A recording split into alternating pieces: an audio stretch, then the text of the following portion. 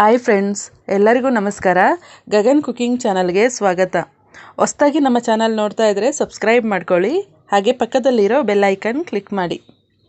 ಬನ್ನಿ, ಇವತ್ತು ತುಂಬ ಟೇಸ್ಟಿಯಾದಂಥ ಎಗ್ ರೈಸ್ ಮಾಡೋದು ಹೇಗೆ ಅಂತ ತೋರಿಸ್ಕೊಡ್ತಾ ಇದ್ದೀನಿ. ತುಂಬ ಟೇಸ್ಟಿಯಾಗಿರುತ್ತೆ. ಈ ವಿಡಿಯೋ ನೋಡಿದ ಮೇಲೆ ನೀವು ಕೂಡ ಟ್ರೈ ಮಾಡಿ ನೋಡಿ. ಹಾಗೆ ಈ ವಿಡಿಯೋ ಕೊನೆ ತನಕ ನೋಡಿ, ಸ್ಕಿಪ್ ಮಾಡಬೇಡಿ. ನಾನಿಲ್ಲಿ ಮೊದಲಿಗೆ ಬಾಣಲೆ ಕಾಯಕ್ಕೆ ಇಟ್ಕೊಳ್ತಾ ಇದ್ದೀನಿ.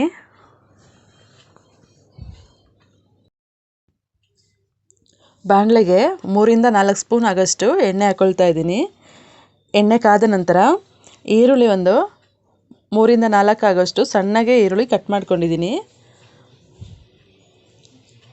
ನೋಡಿ, ಈ ರೀತಿ ಸಣ್ಣ ಕಟ್ ಮಾಡಿಕೊಂಡು ಇದನ್ನು ಚೆನ್ನಾಗಿ ಬಾಡಿಸ್ಕೊಳ್ಬೇಕು. ಅಂದರೆ ಕೆಂಪಗಾಗೋವರೆಗೂ ಫ್ರೈ ಆಗಬೇಕು ಈರುಳ್ಳಿ.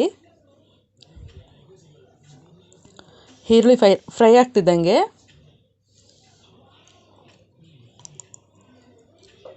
ನೋಡಿ, ಹೀಗೆ ಕೆಂಪಗಾಗೋ ತನಕ ಫ್ರೈ ಆಗಬೇಕು. ಈಗ ಇದಕ್ಕೆ ನಾನು ಟೊಮೊಟೊ ಹಣ್ಣು ಹಾಕ್ಕೊಳ್ತಾ ಇದ್ದೀನಿ. 1-2 ಟೊಮೊಟೊ ಹಣ್ಣನ್ನ ಸ್ಲೈಸ್ ರೀತಿ ಹೆಚ್ಕೊಂಡು ಹಾಕ್ಕೊಳ್ತಾ ಇದ್ದೀನಿ.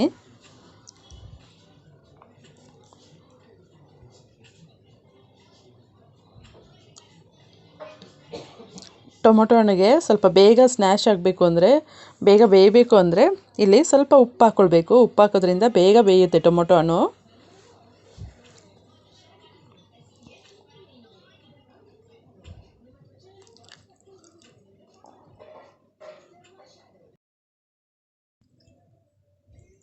ಈಗ ಟೊಮೊಟೊ ಹಣ್ಣು ಚೆನ್ನಾಗಿ ಬೆಂದಿದೆ ನೋಡಿ. ಈಗ ಟೊಮೊಟೊ ಹಣ್ಣು ಚೆನ್ನಾಗಿ ಬೇಯ್ತಾ ಇದೆ. ಬೇಯ್ತಾ ಇರಬೇಕಾದ್ರೆ ಇಲ್ಲಿ ನಾನು ಶುಂಠಿ ಮತ್ತು ಬೆಳ್ಳುಳ್ಳಿ ಪೇಸ್ಟನ್ನು ಹಾಕ್ಕೊಳ್ತಾ ಇದ್ದೀನಿ. ಶುಂಠಿ ಬೆಳ್ಳುಳ್ಳಿ ಪೇಸ್ಟ್ ಒಂದು ಅರ್ಧ ಸ್ಪೂನ್ ಆಗೋಷ್ಟು ಹಾಕ್ಕೊಳ್ತಾ ಇದ್ದೀನಿ. ಇದು ಚೆನ್ನಾಗಿ ಫ್ರೈ ಆಗಬೇಕು.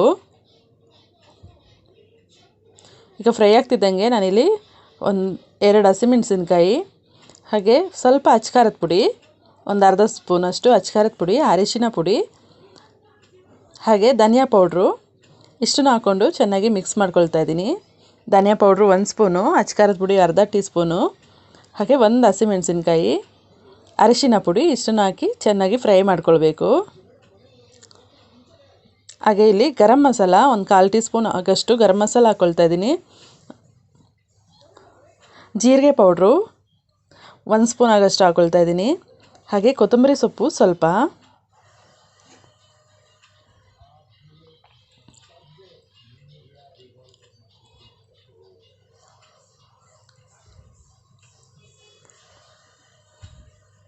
ಇದು ಚೆನ್ನಾಗಿ ಈಗ ಫ್ರೈ ಆಗಬೇಕು.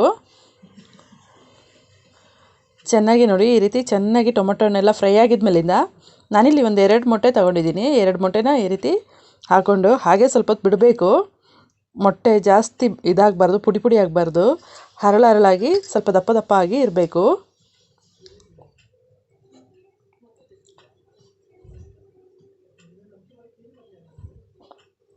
ನೋಡಿ, ಈ ರೀತಿ ಚೆನ್ನಾಗಿ ಮಿಕ್ಸ್ ಮಾಡ್ಕೊಳ್ಬೇಕು.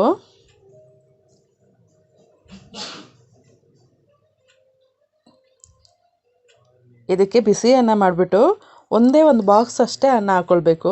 ಒಬ್ಬರು ಊಟ ಮಾಡೋ ಅಷ್ಟೇ ಇದು ನಾನು ಮಾಡಿರೋದು. ಚೆನ್ನಾಗಿರುತ್ತೆ ಅಷ್ಟು ಮಾಡಿಕೊಂಡ್ರೆ. ನೋಡಿ, ಈ ರೀತಿ ಚೆನ್ನಾಗಿ ನಾನಿಲ್ಲಿ ವೈಟ್ ರೈಸು ಉಡಿಯಾಗಿ ಮಾಡಿದ್ದೀನಿ, ಉದುರಾಗಿದೆ. ಇದನ್ನು ಈ ರೀತಿ ಚೆನ್ನಾಗಿ ಹಾಕ್ಬಿಟ್ಟು ಮಿಕ್ಸ್ ಮಾಡಿಕೊಂಡ್ರೆ ಎಗ್ ರೈಸು ರೆಡಿಯಾಗಿದೆ. ತುಂಬ ಟೇಸ್ಟಿಯಾಗಿರುತ್ತೆ. ಫ್ರೆಂಡ್ಸ್, ಈ ವಿಡಿಯೋ ನಿಮಗೆ ಇಷ್ಟ ಆಯ್ತಂದರೆ ಪ್ಲೀಸ್ ಕಮೆಂಟ್ ಮಾಡಿ, ಲೈಕ್ ಕೊಟ್ಟು ಶೇರ್ ಮಾಡಿ. ಹಾಗೆ ಗಗನ್ ಕುಕಿಂಗ್ ಚಾನಲ್ಗೆ ಸಬ್ಸ್ಕ್ರೈಬ್ ಆಗಿ.